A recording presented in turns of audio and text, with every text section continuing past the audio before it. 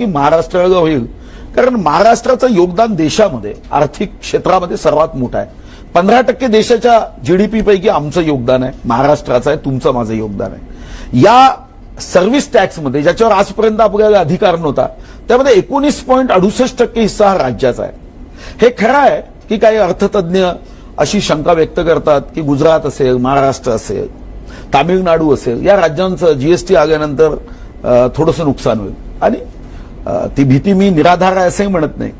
पण या भीतीमागे जे तर्कशास्त्र आहे ते एकच आहे की आपण मॅन्युफॅक्चरिंग स्टेट आहोत, आपण उत्पादन करतो, उद्योग आहेत.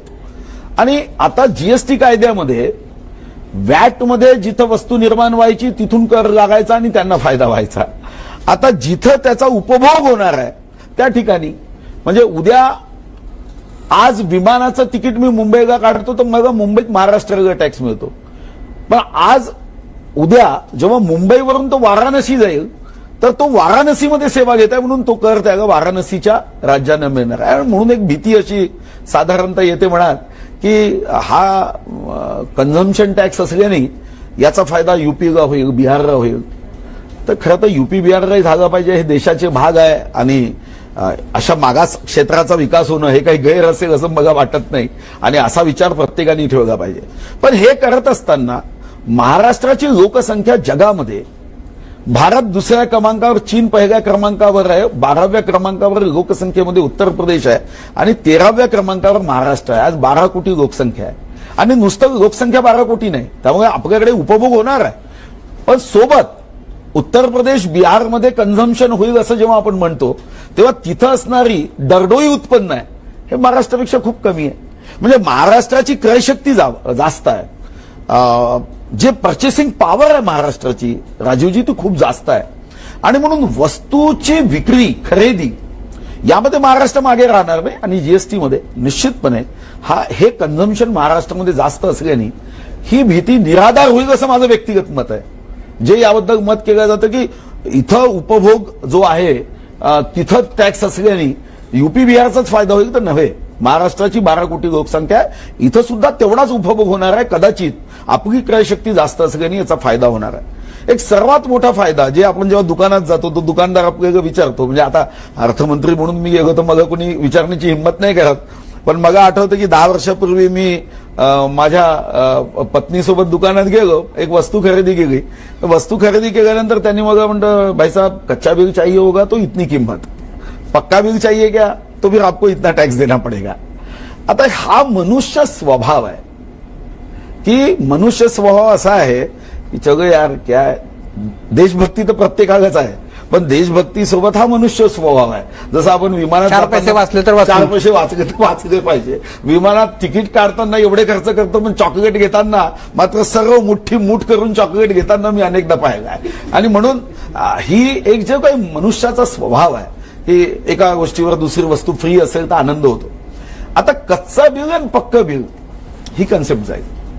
जो व्यापारी प्रामाणिकपणे काम करेल, आपल्याला आठवत असेल 2005-06 मध्ये पालघरमध्ये एक मोठा केस उजेडात आली होती. मग काही अजून राज्यातील काही जिल्ह्यांमध्ये आले की नकली बिलं तयार केली, त्यातून वॅटचा परतावा घेतला. जीएसटीमध्ये ही व्यवस्था आहे की अशा पद्धतीने करचोरी करणे, अशा पद्धतीने अप्रामाणिकपणे काम करण्याचा प्रयत्न करणे, हे मात्र शून्याकडे याचा प्रवास होणार आहे. कसं होईल ते नाही, यामधून तुम्हाला आहे की समजा मी दुकानदार आहे आणि जर समजा मी कच्चं बिल पक्क बिल केलं तर त्याच्यामध्ये तुम्ही त्याला कसं रोखणार? त्याला ज्या वस्तूवरचा रिफंड पाहिजे आहे, इनपुट टॅक्स क्रेडिट, ते त्याला मिळणारच नाही. नंबर 2, या जीएसटीएन सिस्टीम मध्ये आपल्याला खरेदीची बिलं टाकायची आहे, विक्रीची बिलं टाकायची आहे, आणि एकमेकावर हे निर्भर असल्याने इथं एका दुकानदारांनी शृंखला तोडली तर तुम्हाला जो रिफंड मिळायला हवा तो मिळणार नाही. आणि म्हणून प्रत्येक जण आपल्याला रिफंड जो आहे टॅक्सचा तो मिळावा म्हणून दुसऱ्याकडून बिल घेताना त्यांनी आपले बिल हे जीएसटीएन मध्ये त्या सॉफ्टवेअरमध्ये लोड केले की नाही हे त्याला पाहता येणार आहे. आणि हे बघितल्यावर तो हे कन्फर्म करणार आहे की त्यांनी टॅक्स भरला असेल तरच मला नंतर मी टॅक्स भरल्यावर त्याच्यातून मला रिफंड मिळणार आहे, अन्यथा माझं नुकसान होणार आहे. कारण यानंतरची ही कडी या ठिकाणी तुटणार आहे. आणि म्हणून टॅक्स वाचवण्याचा जो प्रयत्न आहे, या प्रयत्नाला नियंत्रणात आणण्याच्या दृष्टिकोनातून या जीएसटीचं एक महत्व आहे. एक मोठा मुद्दा पुढे येतो, तो म्हणजे जीएसटी काय आपल्या देशात लागतोय म्हणजे काय, जीएसटी या जगासाठी नवीन कल्पना नाही. 1950च्या आसपास फ्रान्समध्ये जीएसटी लागला आणि नंतर साधारणतः 160 पेक्षा जास्त देशांनी तो लावला. पण आपल्या देशासाठी जरी नवीन कल्पना नसली तर या 160 देशाच्या व्यवस्थेमध्ये आणि आपल्या देशाच्या व्यवस्थेमध्ये मूलभूत फरक आहे. आणि म्हणूनच जे अर्थतज्ञ सांगतात की एक देश, एक बाजार, एक कर, पण एक दर नाही. आणि हे मात्र खरं आहे की नेदरलँडमध्ये आपण गेलात तर 19%, इटलीमध्ये गेलात तर 22%, एकच दर आहे. पण आपल्या देशामध्ये मात्र आपण 0%, 5%, 12%, 18%, 28% आणि नंतर पुन्हा सेस हा आहेच, ज्याच्याबद्दल सन्माननीय विरोधी पक्ष नेते म्हणाले कर आणि उपकर. त्यांचं म्हणणं बरोबर आहे. इच्छा नाही आहे अशी कोणाची की एक कर असू नये, पण इच्छा नसली तरी व्यवस्थेची ती आवश्यकता आहे. कारण जेव्हा आपण आपल्या देशामध्ये विषमता जी आहे ती खूप जास्त आहे, एक व्यक्ती आणि एक श्रीमंत व्यक्ती याच्यामधली जी दरी आहे ती इतकी जास्त आहे की आपल्या देशामध्ये बीपीएलची व्याख्या करताना आपण वर्षाचे 21,000 रुपये उत्पन्न धरतो. म्हणजे साधारणतः ते 2,500 रुपये महिना आणि त्याच्यात 5 जणांचं कुटुंब, जर ते आकडे काढले की मग काटे येतात की एक व्यक्ती एवढ्या कमी पैशामध्ये चहा जेवण कसाच करू शकतो, अशी आपल्याकडे बीपीएलची व्याख्या आहे. फ्रान्समध्ये बीपीएलची व्याख्या म्हणजे महिन्याला 70,000 रुपये. ही फ्रान्समधल्या बीपीएलची व्याख्या आहे. आता आपल्याकडे वर्षाचं 21,000 आणि तिथं फ्रान्समध्ये 70,000 रुपये महिना, इतका बेसिक फरक आहे. आपल्याकडे एक व्यक्ती त्याच्या वर्षातलं स्वप्न असतं की यावर्षी मला चप्पल घेतली पाहिजे, असं स्वप्न असणारा एक परिवार आहे की ज्याला चप्पल घ्यायचं असेल तरी आर्थिक नियोजन करावं लागतं. मग विषय असा आला की अंधेर नगरी चौपट राजा, टकासेर भाजी टकासेर खाजा, मिठाईवर सुद्धा तोच कर आणि मिठावरही तोच कर, अशी व्यवस्था आपल्या राज्यामध्ये आपल्याला स्वीकारता येणार नाही. की प्लॅस्टिक चप्पल असेल जी गरिबासाठी आवश्यक आहे, त्या प्लॅस्टिक चप्पलावर आपण 1%, 18% लावायचे आणि मर्सडी कार घेणाऱ्यावरही 18% लावायचे का? तर जीएसटी कौन्सिलचं वैशिष्ट्य असं आहे. आता आपल्या देशामधलं हे एक उत्तम उदाहरण आहे की साधारणतः लोकशाहीची व्याख्या म्हणजे, डेमोक्रेसीची व्याख्या म्हणजे बहुमत. किती डोके, डोक्यात काय हे तर फार महत्वाचं नाहीये, किती डोके हे लोकशाहीची व्याख्या आहे. आणि बहुमतांनी झाला निर्णय म्हणजे झाला. पण जीएसटीचं महत्व राजीवजी असं आहे की यामध्ये सहमतीने, एकमताने हे बिल पास झालं. जर मी लोकसभा आणि विधानसभेतली भाषणं जेव्हा वाचत होतो तेव्हा जीएसटीला कोणी विरोध केला नाही. जीएसटी कायदाच नको असाही सूर नव्हता. म्हणजे वन नेशन वन मार्केटला सर्वांनी मान्यता दिली.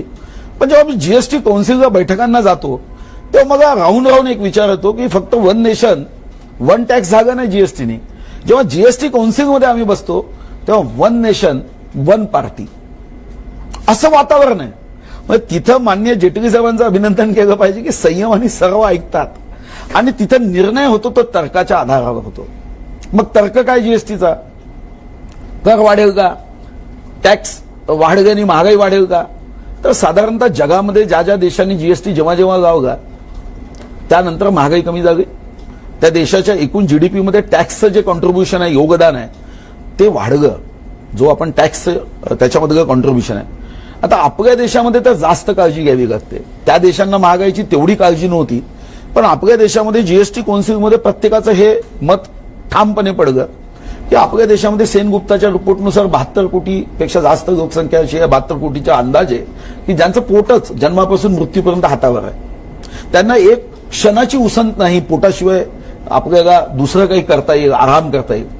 मग अशांचा विचार करताना पहिला निर्णय हा केला की जे सीपीआय बास्केट आहे, या बास्केटमधून आपण जेव्हा कन्झ्युमर प्राइस इंडेक्स काढतो, ज्याला आपण म्हणतो की महागाई कमी जास्त आहे, यामधल्या वस्तू 53% आपण करमुक्त ठेवल्या. आणि म्हणून महागाईचा जो इंडेक्स आपण काढतो की कोणत्या वस्तूमध्ये महाग जागेवरती महागाई वाढते, 53% 0%वर, साधारणतः 35% आसपासच्या वस्तू या 5%वर. आणि म्हणून महागाई वाढेल ही भीती ही निश्चितपणे निराधार आहे. तर महागाई कमी होईल. दुसरं एक सूत्र घेतलं ज्याच्यामुळे स्मूथपणे जीएसटी काउन्सिल मध्ये काम झालं, आणि ते सूत्र म्हणजे की तिथे एवढ्या राज्याचे अर्थमंत्री आहेत. हे खरं आहे की पहिले देश, नंतर राज्य आणि नंतर मी, ही भावना जरी असली तर तिथे जेव्हा अर्थमंत्री बसतात तेव्हा आपल्या राज्याचं हित सर्वोपरी आहे. आणि मग अशी स्पर्धा होईल की याच्यातून टॅक्समध्ये मुक्ती द्या, मग स्पर्धा होईल की या करातून आमच्या राज्यामध्ये या वस्तू आहे याच्यातून सूट द्या. म्हणून त्यांनी एक सूत्र तयार केलं की जे 17 कर यामध्ये समाप्त होत आहे, आज ती वस्तू किंवा सेवा यावर आज किती कर विविध माध्यमातून लागतो, मग वॅट किती लागतो, सर्व्हिस टॅक्स किती लागतो, आणि मग त्याला एकदा त्याचा तो भारांक दिला आणि तो भारांक देऊन त्याला त्याच्या कमी दराच्या स्लॅबमध्ये एखाद्या वस्तूमध्ये थोडासा वाढू शकेल. उदाहरणार्थ जसं आता आपल्या काही जीवनावश्यक वस्तू आहे त्या आपण एक्झम्पशनच दिल्या. सेवा करामध्ये हज यात्रा, मानस सरोवर हे सर्व्हिस टॅक्समध्ये सूट होती. पण आता उदाहरण जसं आता एक विषय पुढे निघतोय तो म्हणजे सॅनिटरी नॅपकिनचा. लोक म्हणाले की सॅनिटरी नॅपकिनवर टॅक्स लावला जाणार आहे का. आता ठीक आहे, तो 3 जूनला त्याच्यावर चर्चा होईल, सॅनिटरी नॅपकिनवर किंवा इतर गोष्टींवर. पण सूत्र काय, नवीन कर सॅनिटरी नॅपकिनवर लागणारच नाहीये. सॅनिटरी नॅपकिनवर जर आज ज्या मोठ्या कंपन्या, मल्टीनॅशनल कंपन्या, कारण छोट्या उद्योगाला, लघु उद्योगाला टॅक्स लागण्याची शक्यता कमी आहे, कारण जीएसटी मध्ये आपण वॅटमध्ये 10 लक्षाच्या टर्नओव्हर पर्यंत करमुक्ती होती, सूट होती, त्याला रजिस्ट्रेशन करावं लागत नव्हतं. जीएसटी मध्ये आपण ती मर्यादा वाढवली तर 20 लक्षापर्यंत आहे. म्हणजे साधारणतः उद्या एक व्यक्ती 5,000 रुपयाचा बटाटा वडा विकतो, चहा विकतो, तर त्याला जीएसटी मध्ये यायचं काही कारणच नाही आहे, कारण त्याला तो 20 लक्षापर्यंतच धंदा करतो. एखादा व्यक्ती काही नमकीन विकतो आणि 20 लक्षाच्या कमी त्याचा व्यापार आहे तर त्याला जीएसटी मध्ये यायचं. असं सॅनिटरी नॅपकिन आहे. बचत गट जर सॅनिटरी नॅपकिन तयार करत असतील तर बचत गट 20 लक्षाचा व्यवसाय करेल तर त्यांना 1 रुपयाचा नवीन पैशाचा कर द्यायचा नाही. पण एक मोठी कंपनी आहे मल्टीनॅशनल आणि 5,000 कोटीचा व्यवसाय करते, त्यापैकी सॅनिटरी नॅपकिनचा व्यवसाय त्याचा 500 कोटीचा आहे, तर त्याला जर आज कर आहे तर तो त्या करापेक्षा जास्त होणार नाही, तो त्या कराच्या स्लॅबमध्ये असेल. मर्सिडी गाडी आहे, आज मर्सिडी गाडीवर साधारणतः 40% वरती कर लागतो. आता मग मर्सिडी गाडीला 5% आणायचं का, तर नाही. मग त्याला मर्सिडी गाडीला 28% आणि त्याच्यावर जे कॉम्पेन्सेशन सेस लागणार आहे त्या सेसचा भार असेल थोडंसं कमी होईल. जसं आता सर्वसाधारण कार जी साधारण मध्यमवर्गीय लोक वापरतात याच्यावरचा भार जो आहे तो 30 ते 31% आहे. पण आता जेव्हा जीएसटीमध्ये सर्वसाधारण कार जी मिडियम मध्यमवर्गीय लोक वापरण्यासाठी आहे त्याच्यावर आता 28% होईल, तर 3% तर त्या कारच्या किमती सुद्धा कमी होणार आहे. तर अशा पद्धतीने साधारणतः कमी होण्याकडे जीएसटीचा कल असणार आहे. याचा अर्थ असा नव्हे की 100% वस्तूचा कल कमी असण्याकडे असेल का, तर 100% नाही, पण 98% वस्तूचा जो कल आहे हा साधारणतः कमी होण्याकडे असणार आहे. आपके है कोण पासनं कोण बनेगा करोडपती पर्यंत तुम्ही उदाहरण दिलं, पण आपल्या राज्याची किंवा देशाची स्थिती अशी बघितली तर आमदनी 54 आणि खर्चा रुपया अशी आहे. कारण 44,000 कोटीचं कर्ज राज्यावर आहे, निम्म्यापेक्षा जास्त खर्च आपला वेतनावर केला जातो. तर या सगळ्या जीएसटीमुळे याच्यात फायदा होणार आहे, आपल्यात खरंच भर पडणार आहे की पैसे जैसी ते परिस्थिती राहणार आहे. नाही, आपला प्रश्न अतिशय महत्वाचा आहे की महसुली खर्च वाढवण्याचा एक कल राज्याचा राहिला आणि देशाचा राहिला. जीएसटीचा संबंध महसुली खर्चाला नियंत्रणात आणण्याच्या दृष्टिकोनातून काही होणार नाही, कारण शेवटी महसुली खर्च कमी पडण्यासाठी आपल्याला आपल्या काही आर्थिक उपाययोजना केल्या पाहिजे आणि या आर्थिक उपाययोजनेमध्ये प्रत्येक पैशाचा योग्य उपयोग होणे. उदाहरण आपल्याला माहित असेल की स्वर्गीय राजीव गांधीजींनी एक वाक्य वापरलं जे प्रसिद्ध झालं होतं आसाम ओरिसाच्या भाषणात. ते म्हणाले होते की मैं केंद्र से 1 रुपया भेजता हूं तो जिसके लिए भेजता हूं उसको तक 15 पैसे पोहोचते. त्या वाक्यावर खूप चर्चा झाली, पण नंतर अंमलबजावणी झाली नाही की याचा उपाय काय. पण माननीय मोदीजींनी आल्यावर याच्यावरचा उपाय शोधला. आता डायरेक्ट बँक ट्रान्सफर ही व्यवस्था आपल्या देशाने स्वीकारली आणि मग आम्ही राज्यांनी स्वीकारली. राज्यामध्ये आपण जेव्हा डायरेक्ट बँक ट्रान्सफरमध्ये पहिल्यांदा 44 वस्तू, नंतर काही वस्तू, अशा 62 वस्तू जेव्हा केल्या तेव्हा आपला खर्च कमी झाला. आपल्याकडे अनेक अशा योजना असतात की त्याचा आउटकम काय याचा विचार करत नाही. अशा अनेक गोष्टी करण्याची आवश्यकता आहे. पण जीएसटीनी आपली आर्थिक शक्ती निश्चितपणे वाढेल, आपला विकास दर वाढेल. आज आपल्या देशाचा जो विकास दर आहे हा साधारणतः आपण अपेक्षित धरतोय की 7.4%. जगाच्या विकास दरामध्ये आज आपला एकमात्र देश आहे ज्याचा तुम्हाला मग अभिमान असेल की इतक्या विकास दरापर्यंत आपण पोहोचू शकतोय. आज चीन सारखा देश याचा विकास दर 6.6% आहे. युरोपियन समूह 1.8% आहे, कारण यांच्या विकासाचं एक जी सॅच्युरेशन आहे ते झालं आहे. अमेरिकेसारखा हा सुद्धा 1.5च्या वरती जात नाही, जपान 0.5च्या वरती जात नाही. आपल्याला मेहनतीला स्कोप आहे. आपण कॅपिटल इन्व्हेस्टमेंट केलं, आपण रोजगाराचा जो वृद्धी दर आहे, तर हे करण्यासाठी आपल्याला पैसा हवा आहे. महसुली खर्च जेव्हा वाढतो तर तो नियंत्रणात आणायचा असेल तर उत्पन्न वाढवायचं. अंमलबजावणीचा विषय निघाला, कारण तो अंमलबजावणी करताना राज्याकडे कर्मचाऱ्याची संख्याच अपुरी आहे. मुळामध्ये कर वसुली करणारे अधिकारी मोठ्या प्रमाणात पदरिकामी आहेत, अनेक वर्षापासून भरती झाली नाही. त्यामुळे आहे त्या लोकांवर बोजा वाढवून सगळी कर वसुली शक्य होणार नाही का? त्यासाठी जी अंमलबजावणी करण्यासाठी जे सर्कमटन्स असतात की बाकी तयारी करून ठेवणं, की मोठ्या प्रमाणात अधिकारी वगैरे नेमणूक करणं, त्यांना प्रशिक्षण द्यायला सुरुवात केलेली आहे, परंतु बाकी जी तयारी लागते, मोठ्या प्रमाणात मॅनपॉवर तुमच्याकडे नाहीये, तर ते कसं काय गणित जुळून आणणार तुम्ही या सगळ्या? आपल्याकडे मॅनपॉवर महाराष्ट्रामध्ये भरपूर आहे. देशामध्ये आपलं कौतुक झालं की 5100 लोकांना आपण त्याचं ट्रेनिंग दिलं. 174 इन्स्ट्रक्टर आपण तयार केले. व्यापारी समूहांशी चर्चा झाली, बैठक झाल्या. आमदार बांधवांचं सुद्धा अभ्यास वर्ग घेतला. त्यांना आपण पेन ड्राईव्ह, पुस्तकं आपण त्यांना तयार दिलेत. आपण या संदर्भामध्ये चार्टर्ड अकाउंटंट असोसिएशनच्या माध्यमातून राज्यामध्ये काम करतोय, जीएसटी त्यांच्यापर्यंत पोहोचणं. आणि याच्यातला सर्वात मोठा जो आपल्या मनातला प्रश्न आहे त्याचं सर्वात महत्वाचं उत्तर असं आहे की पहिल्यांदा वॅटमध्ये 10 लाखापर्यंतच्या टर्नओव्हरला आपण मर्यादा दिली. आता 20 लाखापर्यंत आपण जेव्हा देऊ तेव्हा जे छोटे व्यापारी आहे तेव्हा जीएसटीच्या कक्षेतून ते बाहेर जातील. तर आपली जी संख्या आहे नियंत्रणाची ती तशीही कमी होणार आहे. आणि ही जेव्हा कमी होईल तेव्हा आपल्यापाशी मॅनपॉवरचा प्रश्न उपस्थित होईल असं मला वाटत नाही.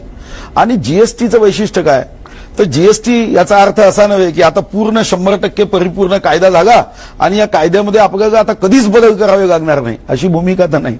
आता घटना केल्यावर आपण आतापर्यंत 122दा त्यामध्ये संशोधन केलं. तर जीएसटीच्या कायद्यात जर उद्या असं आपला प्रश्न जो आहे महत्वाचा आहे, उद्या असं वाटलं की आपल्याला मॅनपॉवर कमी पडत आहे, तर आपल्याला तेवढ्या वेगाने इतर विभागामध्ये किंवा नवीन मॅनपॉवर घेऊन त्यांना ट्रेन करावं लागेल. पण जीएसटीचा कायदा 1 जुलैला लागेल तेव्हा आपण 100% परिपूर्ण आहोत असा दावा तर मी तरी निश्चित करणार नाही. 1 जुलैला, कारण जीएसटी काउन्सिलने 1 जुलैला मान्यता दिली आणि म्हणून 1 जुलैला ते लागू करणं यासाठी आवश्यक आहे. घटनात्मक पेच तयार होईल, कारण सप्टेंबर नंतर जर आपण गेलो तर आपल्या देशामध्ये कोणालाही कर जमा करण्याचा अधिकारच असणार नाही. म्हणजे अशी ती काहीतरी एक सुपरविनिंग सर्कमटन्सेस असेल की लोक म्हणतील की आम्ही कर भरणार नाही, कारण कर घेण्याचा जो अधिकार आहे तोच राहणार नाही.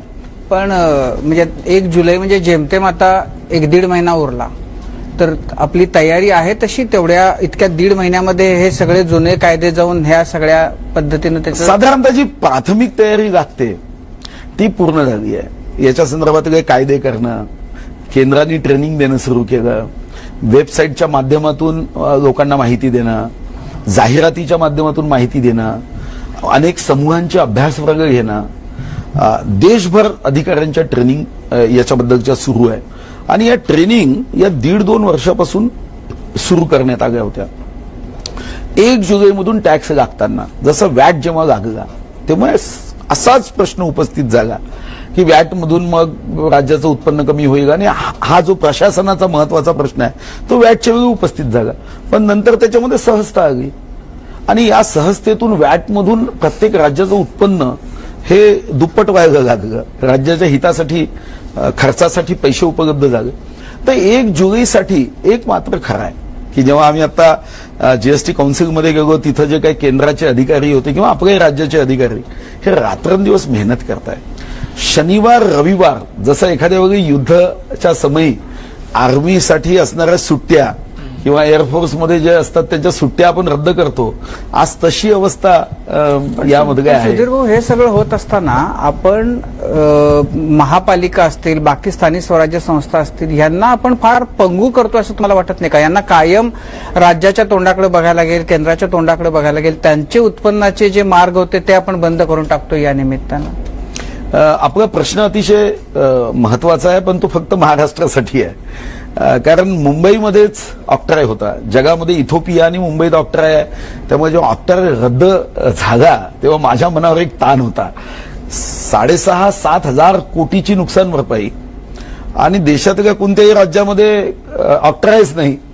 तर मला भीती अशी होती की आता मात्र आपण अडचणीत येणार आहोत. एंट्री 52 आपण रद्द करतोय आणि देशातल्या कोणत्याही राज्याचा अर्थमंत्री ऑक्ट्रायच्या संदर्भामध्ये आम्हाला नुकसान भरपाई द्या अशी तरतूद कायद्यात व्हावी अशी मागणीच करणार नाही, कारण त्यांच्याकडे परिणामच होत नाही.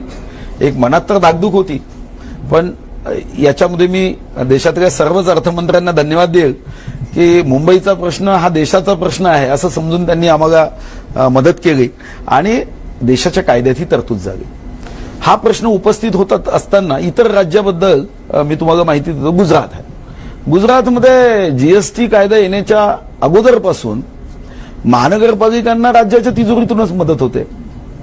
आपल्याच राज्यामध्ये ऑक्ट्राय होता आणि एलबीटी होता.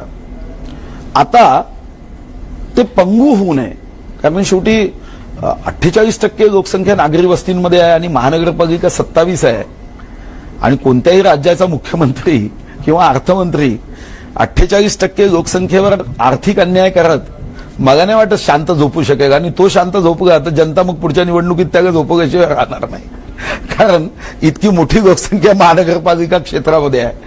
आणि यासाठी जो प्रश्न विरोधक नेहमी उपस्थित करतात, देखो जीएसटी तो हमारा है, हमने कांग्रेस के समय लाया था, 2006 मध्ये अर्थमंत्र्यांनी तो अर्थसंकल्प मांडताना घोषित केला, भारतीय जनता पार्टीवाल्यांनी श्रेय घेऊ नये. बीजेपीने विरोध केला, मोदींनी विरोध केला, मोदींनी विरोध केला. पण मोदी साहेबांनी जो विरोध केला तो जीएसटीला केला नव्हता. जो प्रश्न आपल्या मनात आहे त्या प्रश्नाच्या संदर्भातली उत्तर शोधल्याशिवाय जीएसटी आणू नका असं सांगितलं.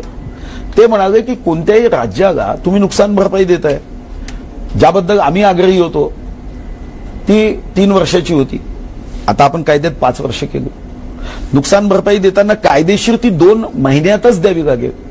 ती मर्यादा टाकायला ते तयार नव्हते की किती महिन्यात द्यायची, ज्याबद्दल माननीय उद्धव साहेबांचा आग्रह होता. तोच आग्रह मोदीजींचा होता, तोच आमचा होता की महाराष्ट्राला मदत करताना तुम्ही वर्षाच्या नंतर जर हिशोब केला आणि उद्या जर ती तूट राहिली तर शेवटी पैसे कुठून आणायचे. म्हणून दर 2 महिन्यांनी राज्याला त्या नुकसान भरपाईच्या संदर्भातलं नुकसान जर झालं, घट आली, तूट आली, तर ती 2 महिन्यात त्याचे जे काही 6 हिस्से होतील ते 2 महिन्यात दर 2 महिन्याला द्यावे लागतील. कशाचे 6 हिस्से होतील? आता आपल्या राज्याचं जे उत्पन्न आहे ते उत्पन्न एक उत्पन्न आहे किंवा 100 रुपये उत्पन्न आहे. आपल्याला केंद्राने त्यामध्ये दरवर्षी 14% वाढ दिली. म्हणजे आता यावर्षी आपल्याला 114 यायला पाहिजे. आता 114ला ते भागतील 12 महिन्यांनी. 2 महिन्यात राज्याला कर महसुलातून जेवढं उत्पन्न होईल ते 114च्या अगेन्स्ट मध्ये त्या 2 महिन्यामध्ये येत आहे की नाही. आणि येत नसेल तर त्याच्यामधला जो बाकी भाग आहे तो केंद्र सरकार नुकसान भरपाई म्हणून देईल आणि वर्षाच्या शेवटी मग त्याचा हिशोब होईल की कुठं कमी जास्त, जर जास्त उत्पन्न एखाद्या महिन्यात आलं असेल तर तो हिशोब वर्षाच्या शेवटी होईल. पण यातून जो कॅश फ्लो आहे, शेवटी पगार आपल्याला असं थांबवता राज्य सरकार याच पद्धतीनं बाकी ठिकाणी देईल. महानगरपालिकांना तर आपण जास्त अधिकार दिले, कारण राज्य आपलं जरा जास्त उदार आहे. आपण दर महिन्याला त्यांना देणार आहोत आणि आपण त्याच्यामध्ये पुन्हा विशेष कायदेशीर सुरक्षा कवच असं दिलं की मुंबई महानगरपालिका आहे, 5 तारखेच्या आत राज्याच्या तिजोरीतून पैसे जातील. पण उद्या जर राज्याच्या तिजोरीतून ज्या बँकेचं अकाउंट आहे, महानगरपालिका ज्या बँकेत करेल त्या बँकेला आम्ही गॅरंटी देतोय, 5 तारखेच्या आत राज्याच्या ट्रेझरीनी जर त्या बँकेत पैसे पाठवले नाही तर ती बँक ते पैसे त्यांच्या अकाउंटमध्ये जमा करेल आणि मग 4 दिवसांनी समजा राज्यांनी त्या बँकेला पैसे भरले तर आम्ही 4 दिवसाचं व्याज देऊ. पण मुंबई महानगरपालिकेला मदत होताना त्यांना महिन्याचा 6वा दिवस बघावा लागणार नाही. दुसरी भीती जी उद्धव साहेबांनी व्यक्त केली की अठराईचं उत्पन्न तर आम्हाला रोज येतं, तुम्ही आम्हाला महिन्यानंतर पैसे द्या, तर आपण तीही तरतूद केली की आम्ही 1 महिन्याचा ऍडव्हान्स देतोय. म्हणजे आता त्यांना ऑक्ट्राय जो यायचा रोजचा, तर आम्ही महिन्याभराचे पैसे अगोदर देतो. तिसरा आम्ही निर्णय केला महाराष्ट्राच्या सर्व महानगरपालिकेसाठी की साधारणतः मुंबईच्या कराची जी वाढ आहे ऑक्ट्रायची, ती 10 वर्षाचं जर ऍव्हरेज केलं तर ती 4-4.5% येते. आम्ही ती 8% दिली आणि निरंतर दिली. केंद्र सरकारने 14% वाढामागे दिली आहे, पण ती फक्त 5 वर्ष आहे. 5 वर्षानंतर केंद्र सरकार नवीन पैसा आम्हाला देणार नाही. पण आम्ही मात्र हे बंधन टाकलं. पण हे बंधन टाकताना काही आमच्या सन्माननीय विरोधी पक्षाच्या सदस्यांच्या मनात असं आलं की तुम्ही 2022 मध्ये ही जी मदत आहे 8% चक्रवाढ वाढेल, तर तुम्ही एवढी मदत करू शकाल का? कारण तेव्हा राज्याच्या तिजोरीची अवस्था काय राहील? तर साधारणतः आमचा अंदाज आहे की 2022 मध्ये आपल्या राज्याचं जे उत्पन्न आहे कराचं ते 4,25,000 कोटी असेल. आणि तेव्हा आपल्याला 20-22,000 कोटी हे महानगरपालिकांना द्यायला लागणार आहे. आता 4,25,000 कोटीपैकी 22,000 कोटी जर द्यायचे असेल तर ते साधारणतः एक 5%च्या आत रक्कम येते. आणि नागरी लोकसंख्येसाठी एवढा पैसा खर्च करणं हे आज इतर राज्यामध्ये मग डायरेक्ट पैसे ते देतच आहेत. ठीक आहे, त्यांनी तेव्हा वॅटमध्ये काही वाढ केली आणि ती महानगरपालिकांना दिली. आपण जीएसटी मधला पैसा जो येईल तो आपण त्यांना देणार आहोत, तो त्यांचा हक्काचा पैसा आहे. पण याचा अर्थ महापालिका ज्या आहेत त्या पूर्णपणानं राज्याच्याकडनं जे 5 तारखेच्या पैसे मिळणार आहेत सगळ्या महापालिकांना मिळतील ना, फक्त मुंबईसाठी नसेल? 27 महापालिकांना, तर त्यांना राज्याकडून जे पैसे मिळतील 5 तारखेच्या त्याच्यावर अवलंबून राहावं लागेल. नाही, अगोदर सुद्धा ऑक्ट्राय बाकी राज्यातल्या महानगरपालिकांमधला संपलाच होता. राज्यातल्या नगरपालिकेचं जकात साधारणतः 53 ग्रामपंचायतीचा जकात, त्यांना वेगळे आणखीन काही टॅक्स लावण्याचं त्यांना समजा तो आपण अधिकार देणार आहोत. त्याच्यामध्ये एक एंटरटेनमेंट टॅक्स आहे, म्हणजे अजून तो विचाराधीन आहे, तो आज दिला नाही आहे. कारण मनोरंजन कर याच्यातून समाप्त होणार आहे, तर तो अधिकार यांना द्यायचा का स्थानिक स्वराज्य संस्थांना, याच्यावर चर्चा आहे. अकृषक दर आहे, आपला प्रोफेशनल टॅक्स मोठा आहे, तो त्यांना देता येईल का याच्यावर विचार चालू आहे. पण आज त्यांना खात्रीचं उत्पन्न होणार आहे आणि ते सुद्धा आज त्यांचं 4% वाढवतोय, ते आपण 8% देतोय. आणि म्हणून तसा दबाव फारसा काही येणार नाही. सर्वसामान्य नागरिकांना म्हणजे जनरली या टर्म्स खूप किचकटीच्या वाटतात की हे नेमकं काय आहे, ह्याचं कॅल्क्युलेशन कसं आहे. तर एक सर्वसामान्य नागरिक म्हणून जीएसटी आल्यानंतर माझ्या आयुष्यात काय फरक पडणार आणि मी काय काळजी घ्यायला हवी की जेणेकरून माझी फसवणूक होणार नाही, कारण प्रत्येक गोष्टीवर वेगवेगळा टॅक्स आहे. नाही, जीएसटी आल्यानंतर तुमचं म्हणणं बरोबर आहे. आता एका वस्तूवर 17 कर देताना त्यांना लक्षातही येत नाही कोण आपल्यासोबत काय करतोय. आता एक कर एक दर, एक कर आणि एक बाजार झाल्यावर, ही स्पर्धा कमी झाल्यावर व्यापाऱ्यांना सुद्धा शांततेने या राज्याचं एक बिल फाड, त्या राज्याचं एक बिल फाड अशी व्यवस्था करायची गरज नाही. कारण आज असं होतं की मोबाईलमध्ये गोव्यामध्ये 5% आणि आपल्याकडे 13.5% आहे, तर तो कधी कधी गोव्याचं बिल फाडायचा आणि मग ते हिशोब ठेवताना वगैरे अनंत अडचणीचा सामना करावा लागायचा. 17 कर, त्याचे इन्स्पेक्टर. तर व्यापाऱ्यांच्या दृष्टिकोनातून व्यापाऱ्यांनी जीएसटीचं स्वागत याच कारणासाठी केलं की त्यांना सहजपणे व्यापार करता येईल, शुद्धपणे व्यापार करता येईल, प्रामाणिकपणे व्यापार करणाऱ्यांच्या मागे कायद्याचं संरक्षण राहील. ग्राहकांना सर्वात मोठा फायदा या कायद्याचा असा आहे की या कायद्यामध्ये आपण एक तरतूद केली आहे. अतिरिक्त जास्तीचा अवाजवी नफा कमवता येणार नाही, या कायद्यामध्ये ही तरतूद आहे. हा अवाजवी नफा कमवण्याचा प्रयत्न केला आणि कर कमी झाल्याचा फायदा जर त्यांनी ग्राहकांना दिला नाही तर या कायद्याच्या तरतुदीनुसार अशा व्यापाऱ्यांच्या संदर्भात कारवाई करण्याचा अधिकार हा या कायद्याने इनबिल्ट दिला आहे. आणि म्हणून अवाजवी व्यवहार करणे, टॅक्सच्या संदर्भामध्ये वसूल करून तो सरकारच्या तिजोरीत न भरणे किंवा चुकीची बिलं फाडून त्याच्यामधून टॅक्स वसूल करणे, खोटी बिलं फाडणे, अशा सर्व गोष्टींवर जेव्हा नियंत्रण येईल तेव्हा देशामध्ये वस्तूच्या दरामध्ये समानता राहील. वस्तूच्या संदर्भामध्ये वस्तू विक्री करत असताना फसवणूक करून अवाजवी मुनाफा कमवण्याचा जो स्वभाव आहे त्याला सुद्धा नियंत्रण येईल. यातून हा दुसरा फायदा होईल. आणि जीएसटीचा सर्वात मोठा फायदा जो मला वाटतो की आपल्याला असा अंदाज आहे की 2% म्हणजे 1.5 ते 2% आपल्या देशाचा विकास दर वाढेल. उद्या राज्याचा जर 2% विकास दर वाढला तर 50,000 कोटी रुपये, अंदाजे 45,000 ते 50,000 कोटी हे आपल्या राज्याच्या विकासासाठी जास्तीचे उपलब्ध होऊ शकतात, ज्यातून जो सर्वसामान्य व्यक्ती आहे, ज्याला माननीय मोदीजी म्हणतात प्रण अंत्योदय, पथ अंत्योदय, लक्ष्य अंत्योदय, की शेवटच्या पंक्तीत असणारा जो शेवटचा माणूस आहे त्याच्यासाठी आपण अन्न, वस्त्र, निवारा, शिक्षण, रोजगार आणि आरोग्य या मूलभूत सेवा देण्यामध्ये आजही आपली कमतरता आहे. आपण कालच तुमच्या टीव्हीवर मी बातमी बघितली आणि माननीय मुख्यमंत्र्यांनी सुद्धा गंभीरतेने त्याकडे लक्ष दिलं की गोंदियामध्ये कुपोषण आणि बालकांचे मृत्यू झाले. ही काही आपल्याला 21व्या शतकात, ठीक आहे आपण कदाचित मंत्री नसाल, पण मंत्री म्हणून मलाही चिंतन करणारी आहे माननीय मुख्यमंत्र्यांना की आपण कोणत्या राज्यामध्ये सरकार चालवतो की जिथं मग हे का होतं. मग 2 कारणं आहे. एक तर उदासीनता, प्रशासनमधला गलथानपणा, आणि कधी कधी योजनांसाठी जास्तीचा निधी उपलब्ध करण्यामध्ये कधी कधी सरकार जर कमी पडलं तर हा जो जास्तीचा निधी आहे हा उपलब्ध होऊ शकतो. सुधीर भाऊ, जीएसटी किती महत्वाचा आहे तुमच्यासाठी, पक्षासाठी, सरकारसाठी, याचं एक उदाहरण म्हणजे स्वतः राज्याचा अर्थमंत्री हा मातोश्रीवर गेला, त्याच्यावर टीका पण झाली. तुम्हाला वाटतं का की हे बरोबर होतं? सत्ताबाह्य केंद्र आपण म्हणतोय तर तिथं जाऊन प्रेझेंटेशन करणं. खरं तर याच्या अगोदरच्या गोष्टी लोकांना महत्वाच्या वाटल्या नाही. याच्या अगोदर मी 39 बैठका व्यापारी संघटनांच्या घेतल्या.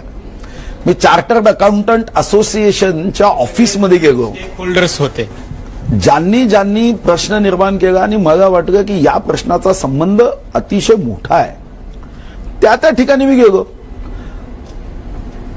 उद्धव साहेबांनी प्रश्न उपस्थित केला की या मुंबई महानगरपालिकेच्या संदर्भामध्ये आमच्या या शंका आहे. आता या शंका याचं निरसन करणं आमचे मित्रपक्ष आहे, आमदार आहेत त्यांचे, त्यांना आमचे तुम्ही सांगू मित्रपक्ष शकला आहे. असतात, मंत्र्यांना सांगू शकला असतात, कॅबिनेटमध्ये निर्णय होतो ते कदाचित उद्योजींपर्यंत पोहोचवू शकले असते. राज्याचा अर्थमंत्री स्वतः जातो आणि प्रेझेंटेशन देतो. जीएसटीचा कायदा राज्याचा हिताचा आहे, तो भारतीय जनता पार्टीच्या हिताचा नाही, तो प्रत्येक राजकीय पक्षाच्या हिताचा आहे. मला आश्चर्य आहे की ज्या लोकांच्या मनात हा प्रश्न निर्माण होतो की मातोश्रीवर जीएसटी कायद्याला समर्थन द्यावं म्हणून सुधीर मुनगंटीवार का गेले, ते तर स्वतःच्या स्वार्थासाठी राष्ट्रपती पदाच्या निवडणुकीत आमच्या पक्षाच्या उमेदवाराला पाठिंबा द्या म्हणून मातोश्रीवर गेले. त्यांना स्वतःचा स्वार्थ होता, मला राज्याच्या आर्थिक हिताचा स्वार्थ होता की जीएसटी कायदा हा आपल्याला 1 जुलैच्या अगोदर जीएसटी आणताना कुठेही कोणत्या तांत्रिक अडचणी येऊ नये.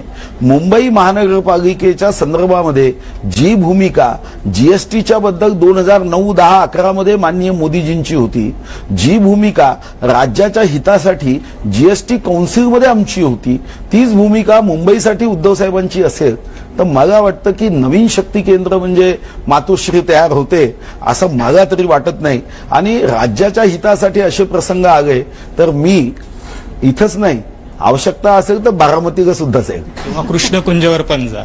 नाही, मी जायला काय अडचण आहे. इथं काय राज्याच्या हितासाठी हा कोणता मोठेपणा आहे.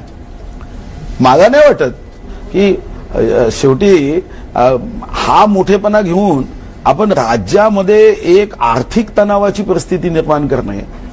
माझी आई मला नेहमी सांगायची किती राग येऊ दे पण जेवणाच्या ताटावर काढायचा नाही.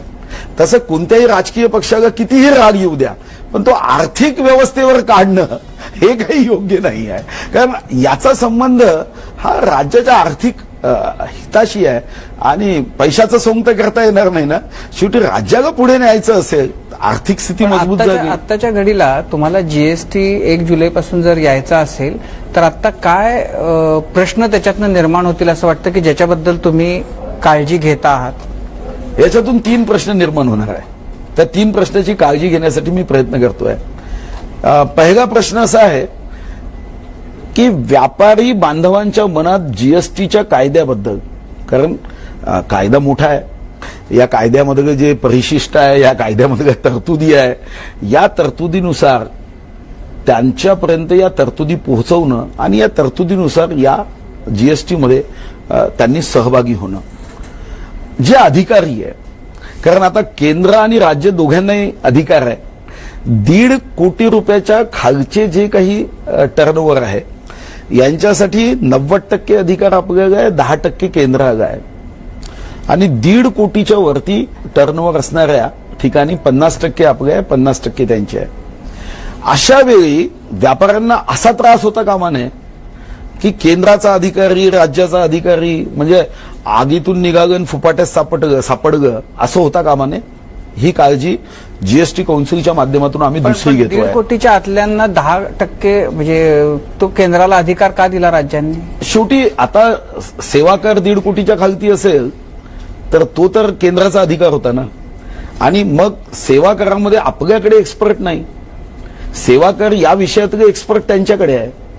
आणि म्हणून आणि वस्तूमध्ये आपल्याकडे एक्सपर्ट आहे, तर म्हणून आपण 1.5 कोटीच्या पण म्हणजे असं आहे की व्यापारी आणि सेवा देणाऱ्यांच्या डोक्यावर छळवाद करणारे दोघं जण कायम नाही, मग असणार. त्याच्यामध्ये आपण सिंगल एंट्रीज ठेवली आहे. त्याच्यामुळे त्यांना कुणाकडेही रजिस्ट्रेशन करता येईल आणि ते रजिस्ट्रेशन केल्यानंतर मग त्यांना एकाच अधिकाऱ्याच्या संदर्भामध्ये वागता येईल.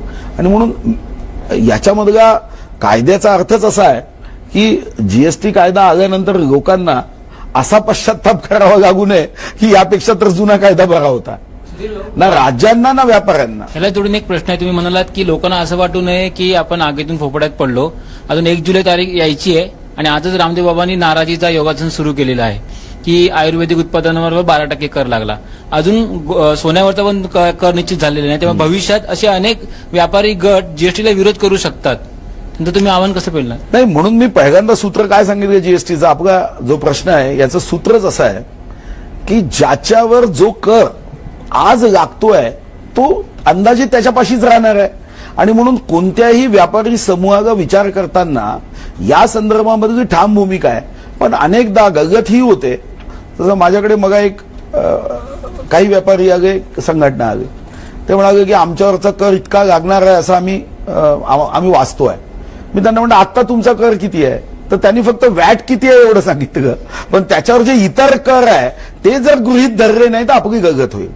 आणि म्हणून मला माहित नाही की रामदेव बाबांनी कोणत्या वस्तूच्या कराबद्दल मत व्यक्त केलं, पण हे जर मत व्यक्त केलं असेल तर निश्चितपणे आज जो कर त्या वस्तूंवर असेल तो त्याच्या अंदाजे त्याच्या जवळपास येणार आहे.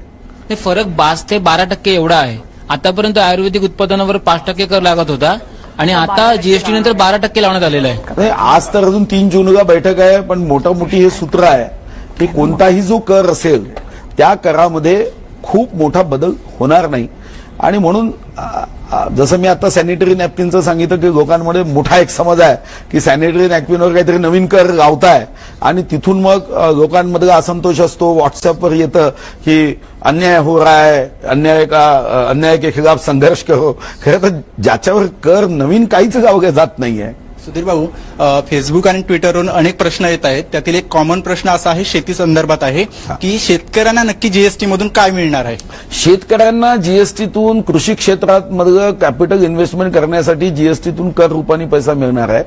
शेतकऱ्यांना यामधल्या शेती अवजारांवर 0% टॅक्स आहे, कृषक मालांवर 0% टॅक्स आहे, अन्नधान्यावर 0% टॅक्स आहे. त्यामुळे कृषी क्षेत्रावर जीएसटी आल्याने कराचा कोणताही दुष्परिणाम होणार नाही.